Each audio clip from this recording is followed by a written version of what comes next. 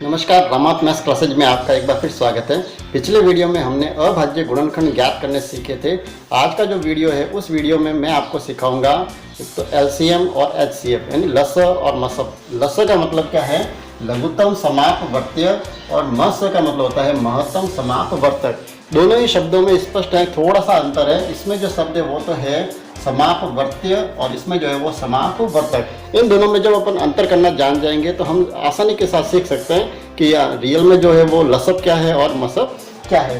तो सबसे पहले हम बताते हैं आपको कि लघुत्तम समापवर्त्य क्या होता है। यानी सबसे इसमें जो शब्द है अपवर्त्य, अपवर्त्य का अर्थ होता है गुणज। यानी हम कोई भी दो संख्या, जैसे उदाहरण के ले लेते हैं, जैसे मैंने एक तो लिया 3 और एक है मेरे पास 4, तो 3 के अपवर्त्य कौन से होंगे? यानी जो 3 के गुणज है वो 3 के अपवर्त्य कहलाते हैं। इसी तरह से 4 के अगर मुझे अपवर्त्य लिखने हैं तो कौन से होंगे? जो 4 के गुणज होंगे। 3 के गुणज कौन कौन से? जैसे 3 को 2 से गुणा करें 6, 3 को 3 से गुणा किया 9, 3 को 4 से गुणा किया 12, 15, 18, इस तरह से ये जो आते हैं ये तो है 3 के गुणज। इसी तरह से अगर 4 के गुणज हम लिखें तो 4 के गुणज क्या होंगे? 4, 8, 12, 16, 20, 24। यानी ये जो है ये है 4 के गुणज यानी अपवर्त्य। अब हमें क्या करना है, यहाँ पर जो शब्द है वो है लघुत्तम समापवर्त्य। यानी लघुत्तम का मतलब होता है हमें छोटे से छोटा वो इसका अपवर्त्य ढूंढना है। जो सी का मतलब होता है कॉमन, कॉमन का मतलब उभयनिष्ठ, यानी ऐसे अपवर्त्य ढूंढने हैं जो इनके बीच में कैसा हो? उभयनिष्ठ। तो उभयनिष्ठ का मतलब जो दोनों में है वो हम ढूंढेंगे। सबसे पहले देखिए कौन सा ऐसा अपवर्त्य है। जैसे मुझे दिख रहा है एक तो 12 दोनों में है। इसी तरह इसका अपवर्त्य हम आगे लिखें तो 21, 24, तो अगला जो अपवर्त्य आ रहा है वो कौन सा आ रहा है? 24। यानी अपवर्त्य का अर्थ ये होता है कि ऐसी संख्या जिसमें जो दी गई जो दोनों जो संख्या है उन दोनों संख्या का पूरा भाग जा सके, वो कहलाते हैं उसके अपवर्त्य। तो अब हमें यहाँ ये ढूंढना है कि सबसे लघु यानी छोटा अपवर्त्य कौन सा है। जैसे ये 24 है और ये 12 है, तो छोटा कौन सा है? 12। तो 12 जो होगा वो होगा 3 और 4 इन दोनों का लघुत्तम समापवर्त्य। अब हम बात करेंगे महत्तम समापवर्तक की। अब इसमें जो शब्द है वो है अपवर्तक। ध्यान रखना, उसमें अपवर्त्य शब्द यानी गुणज निकालने थे और इसमें अपवर्तक। अपवर्तक का मतलब ये होता है, जैसे उदाहरण के मैं दो संख्या लिख रहा हूँ, जैसे 12 और 18। तो अब इसके अपवर्त्य से मतलब ये है कि हमें वो संख्या लिखनी है जो इनको विभाजित कर सके। यानी साधारण सी भाषा में कहें तो वे संख्याएं जिसका इस 12 में पूरा भाग जा सकता है। जैसे सबसे पहले शुरू करें, जैसे 1 का अगर भाग दे 12 में तो पूरा जाएगा। उसके बाद में 2 का भाग दें तो पूरा जाएगा। 3 का भाग भी इसमें पूरा जाएगा। 4 का भाग भी इसमें पूरा जाएगा। उसके बाद 5 का नहीं जा सकता, 6 का भाग पूरा जाएगा और उसके बाद में 12। तो ये इसके कहलाते हैं अपवर्तक। इसी तरह से अगर 18 के हम देखें तो 18 में देखें 1 का भाग पूरा जाता है। उसके बाद में 2 का, उसके बाद में 3 का भी इसमें पूरा भाग जाता है। 4 का नहीं जाता है, 5 का नहीं, 6 का भाग पूरा जाएगा। उसके बाद में 7 का नहीं, 8 का नहीं, 9 का भाग इसमें जा सकता है। 9 दूनी 18 और उसके बाद में 18। तो ये जो है ये है इनके अपवर्तक। अब हमें क्या करना है? अपवर्तक में हमें क्या करना है? महत्तम समापवर्तक, यानी हमें ऐसे समान अपवर्तक ढूंढने हैं जो महत्तम यानी बड़े से बड़ा जो अपवर्तक है वो हमें इसमें से ढूंढना है। तो पहले तो हम देखते हैं जो कॉमन जो है दोनों में कौन कौन से हैं। यानी एचसीएफ का मतलब होता है हाईएस्ट कॉमन फैक्टर, यानी हमको सबसे हाईएस्ट यानी बड़े से बड़ा कॉमन फैक्टर इसमें से ढूंढना है। तो देखिए पहले तो कॉमन देखते हैं कौन कौन सा है। देखो 2 इसमें भी है, 2 इसमें भी है, तो ये कॉमन है। उसके बाद में 3 का भाग दोनों में जाता है। उसके बाद 6 का भाग भी दोनों में जाता है। उसके अलावा कोई नहीं। तो अब हमें ये ढूंढना है कि सबसे महत्तम यानी बड़े से बड़ा अपवर्तक कौन सा है जिसका दोनों में भाग जा सकता है। यानी वैसे जो संख्या वो है मुझे दिख रही है 6। तो 6 जो है वो इनका कहलाएगा महत्तम समापवर्त्य। तो ये तो एक साधारण सी परिभाषा। अब हम लघुत्तम समापवर्त्य और महत्तम समापवर्त्य करने की कुछ विधियों के बारे में संक्षिप्त में जानकारी प्राप्त करेंगे। एलसीएम ज्ञात करने की विधियों के बारे में चर्चा करेंगे। तो एलसीएम ज्ञात करने के लिए लघुत्तम समापवर्त्य ज्ञात करने की जो 3 विधियां, एक तो है अपवर्त्य विधि जो हमने अभी परिभाषा में देखी थी, यानी हम उनका अपवर्तक लिख के कर सकते हैं। दूसरी विधि जो है वो है अभाज्य गुणनखंड विधि और तीसरी जो विधि वो है संक्षिप्त विधि। तो हम दूसरी विधि के, पहली विधि मैं आपको बता चुका हूँ अपवर्त्य वाले।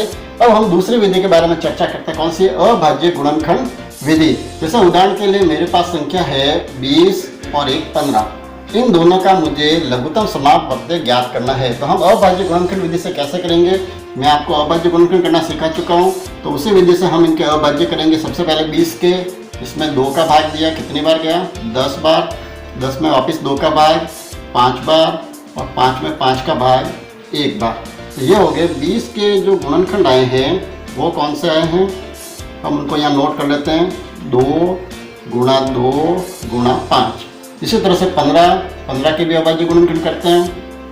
पहले 3 का भाग दिया कितनी बार 5 बार, 5 में 5 का भाग दिया 1 बार, यानी 15 के जो गुणनखंड आए हैं वो आए हैं 3 गुणा 5। अब इनका हम लघुत्तम समावर्तन कैसे ज्ञात करेंगे, देखिए अब लघुत्तम समावर्तन में हमें क्या करना है कि हमें जो गुणनखंड आए हैं वो गुणनखंड हमें देखना है कि जो दोनों में हाईएस्ट बार जो आते हैं, ज़्यादा से ज़्यादा बार आए हैं उनको हमें नोट करना है। जैसे सबसे पहले हम देखते हैं यहाँ 2 के, तो ये 2 कितनी बार आया इसमें 2 बार, इसमें नहीं है लेकिन कम से कम 2 बार है, तो हम यहाँ 2 बार इसको लिखेंगे।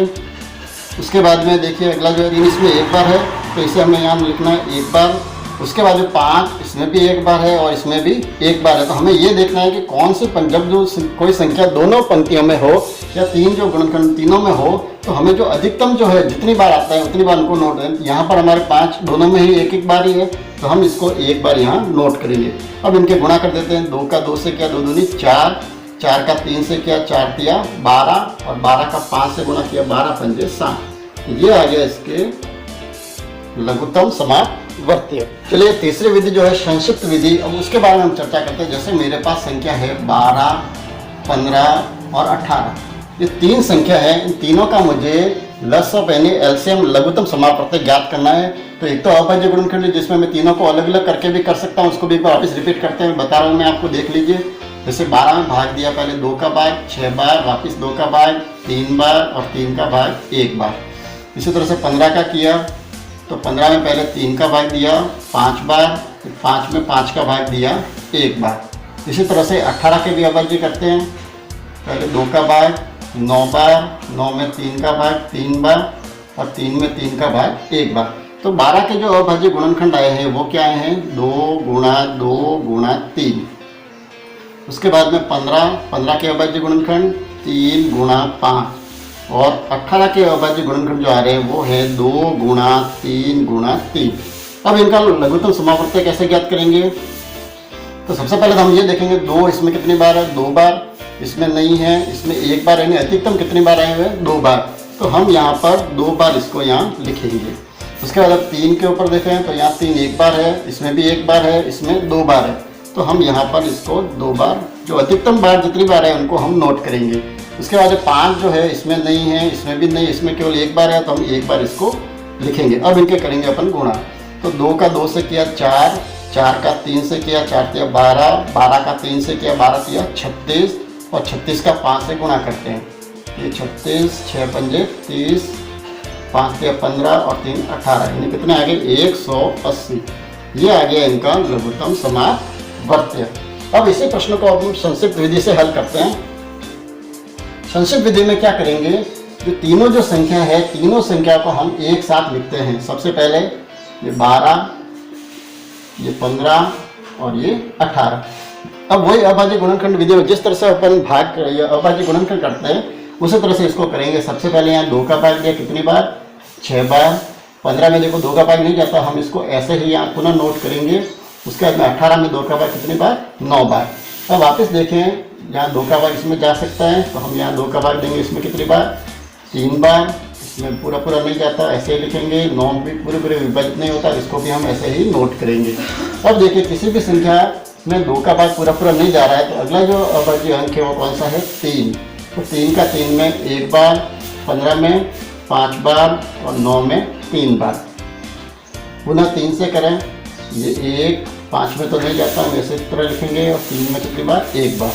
अब यहाँ पर हम 5 से इसको विभाजित करेंगे तो तीनों ही जो है वो कितने प्राप्त हो गए हमें 1। जब यहाँ लास्ट में तीनों 1 प्राप्त हो जाए, या 3 या 4 संख्या है, अब इसके बाद में हम यहाँ क्या करेंगे इनका लसअप। अब ये जो अभाज्य गुणनखंड जो प्राप्त हुए हमें 2 गुणा 2 गुणा 3 गुणा 3 गुणा 5। तब इनका जब गुणा करेंगे बिल्कुल वही है, देखिए 2 गुणा 2 गुणा 3 गुणा 3 गुणा 5, तो इनका गुणनफल कितना आएगा 180।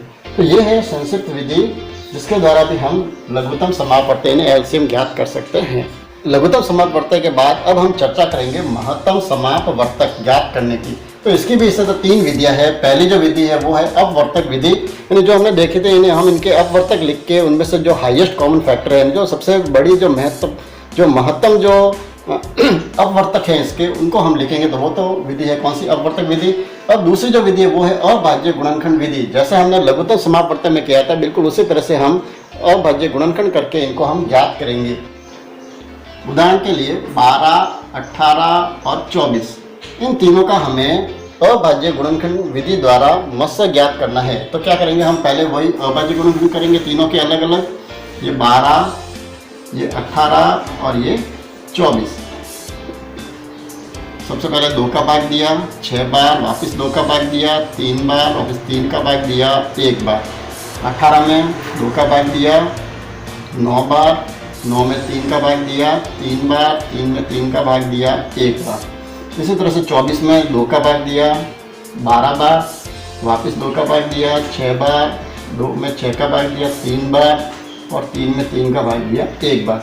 यानी 12 के जो गुणनखंड आए वो तो आए हमारे पास 2 गुणा 2 गुणा 3। उसके बाद में 18 के गुणनखंड क्या है? 2 गुणा 3 गुणा 3। और 24 के जो गुणनखंड आए हैं वो है 2 गुणा 2 गुणा 2 गुणा 3। अब इनका महत्तम समापवर्तक कितना होगा? यानी महत्तम का मतलब इसमें आपको कॉमन निकालने हैं। जो उभयनिष्ठ है उनको हमें देखना है। उसमें तो लसत में तो हमने क्या किया था, जो अधिकतम थे उनको लिखा था। इसमें हमको आपको कॉमन ही लिखना है। ऐसी संख्या जो तीनों में है उनको हमें कॉमन करना है। जैसे सबसे पहले 2 इसमें भी है, इसमें भी है और इसमें भी है। तो एक तो आ गया इसका 2। उसके बाद में देखिए 2 इसमें है लेकिन इसमें नहीं है, इसमें है लेकिन तीनों में नहीं है, इसलिए हम इसको नहीं लिखेंगे। अगला जो है जैसे 3 इसमें भी है, 3 इसमें भी है और 3 इसमें भी है। तो अगला जो गुणनखंड मिला है वो कौन सा मिला है? 3। इसके अतिरिक्त और कोई ऐसा उभयनिष्ठ जो तीनों में हो, यानी उनका 3 दूनी कितने हो गए? 6। तो 6 जो हो गया वो हो गया इसका HCF। अब इसी को तीसरी विधि से हम इस प्रश्न को अगर हल करना चाहें तो कैसे करेंगे? तीसरी जो विधि है वो है भाग विधि। भाग विधि में हम क्या करते हैं, जो तीनों जो संख्या है जैसे 12, 18, 24, तो सबसे पहले हम क्या करते हैं, सबसे छोटी संख्या जो है कौन सी है इसमें से? 12। तो 12 का हम भाग देते हैं कौन सी संख्या में? सबसे जो बड़ी संख्या है कौन सी है हमारे पास? 24। तो हम 24 में इसमें भाग देते हैं। कितनी बार जाएगा? 12 एकम 12, 12 दूनी 24। यहाँ शेष क्या बचा? 0। अगर मान लो यहाँ शेष बचता है तो हम शेष को यहाँ लेते हैं और फिर इस संख्या को पुनः इस तरह से अंदर लिख के आगे करते हैं। यानी पहला जो भाग आया वो कितना आया? 12। अब हम क्या करेंगे, ये जो भागफल आया, जो भाजक आया है उसका हम क्या करेंगे, तीसरी जो संख्या बची उसमें हम भाग देते हैं। कौन सी संख्या है? 18। अब इस 18 में हम भाग देते हैं कितनी बार? 12 एकम 12। तो शेष बचे कितने? 6। जब तक शेष बचेंगे तब तक हमें भाग की क्रिया इसी तरह से आगे करनी पड़ेगी। अब हम क्या करेंगे, ये 6 जो शेष बचे हैं उसको हम पुनः ऐसे भाजक बनाएंगे और पहले जिसका भाग दिया किसका? 12 का, वो 12 हम यहाँ लिखेंगे। अब इसमें भाग दें 6 का भाग कितनी बार? 2 बार। 6 दूनी 12, ये आ गया 0। यानी ये जो अंतिम जो भागफल जाएगा, जो भाजक है वो हमारा कहलाएगा महत्तम समापवर्तक यानी 6। इसको एक बार पुनः समझिए। भाग विधि जो है उसको हम एक प्रश्न और हल करके समझते हैं। जैसे हमारे पास है 25, 30 और 35। इसको भाग विधि से हमें ज्ञात करना है अगर मतलब इसका, तो हम सबसे पहले सबसे छोटी संख्या कौन सी है? 25। इसको हम बनाएंगे भाजक और सबसे जो बड़ी संख्या है उसको बनाएंगे हम भाज्य। सबसे बड़ी संख्या कौन सी है? 35। अब इसका हम भाग देंगे, इसमें 25 का भाग इसमें कितनी बार जाएगा? 25 एकम 25। अब इनको घटा दें, कितने बचे? 10। क्योंकि शेष 0 नहीं आया तो अब क्या करेंगे, हम इसको वापस भाजक बनाएंगे और जो पहले जो भाग दिया हमने किसका? 25 का दिया था, 25 को हम यहाँ लिखेंगे। अब इसमें भाग दीजिए 10 का 25 में कितनी बार? 10 दूनी 20। पीछे बच गए 5। अभी शेष 0 नहीं आया, हम इसको पुनः भाजक बनाएंगे और यहाँ क्या लिखेंगे, जो हमने पूर्व में जो भाजक था उसको लिखेंगे यहाँ। तो 5 दूनी 10। तो ये आ गया, कितना आया इसमें से? 5। अगर ये 2 ही संख्या होती तो इसका मतलब कितना होगा? 5। क्योंकि एक संख्या और है तो ये जो आंसर आए हैं 5, इसको हम जो तीसरी जो संख्या बची है उससे भी हम इसी तरह से विभाजित करते हैं। तीसरी संख्या कौन सी बची है? 30। तो 30 में 5 का भाग दिया कितनी बार? 6 बार। 6 पंजे 30, यानी ये भाग पूरा हो गया। यानी अंतिम जो भाज्य आया हमारा तो वो कहलाएगा हमारा मसक। मसक कितना आ गया 5। तो ये है मसक ज्ञात करने की तीसरी विधि, भाग विधि। तो इस प्रकार हमने आज के जो वीडियो है उसमें हमने लघुत्तम समापवर्तय और महत्तम समापवर्तय करने सीखे। तो आप भी इसी तरह प्रश्नों को हल कीजिए। आपके हल करने के लिए मैं कुछ प्रश्न दे रहा हूँ, उनको आप हल कीजिए। अगर कोई समस्या आए तो आप कमेंट्स में लिख सकते हैं या मेरे जो व्हाट्सअप नंबर है उस व्हाट्सअप के माध्यम से भी आप उसका हल जान सकते हैं। तो ये कुछ प्रश्न आपके सामने हैं, इनको आपको हल करना है। जैसे लघुत्तम समापवर्तय एलसीएम ज्ञात करना है। एक तो आपको 4, 5 और 8 का इसका अपवर्ती विधि से करना है। 14, 21, 28 इसका अभाज्य गुणनखंड विधि से इसको हल करना है। 20, 30 और 40 इसका संस्कृत विधि से आपको लघुत्तम समापवर्तय ज्ञात करना है। इसी तरह से दूसरा जो प्रश्न है वो है महत्तम समापवर्तय ज्ञात कीजिए। पहला जो है उस प्रश्न को जो 16, 24 और 40 उसको अपवर्तक विधि से हल करना है। दूसरा जो प्रश्न है 36, 54 और 90 उसको अभाज्य गुणनखंड विधि से हल करना है। और 21, 35 और 42 इसको भाग विधि से हल करना है।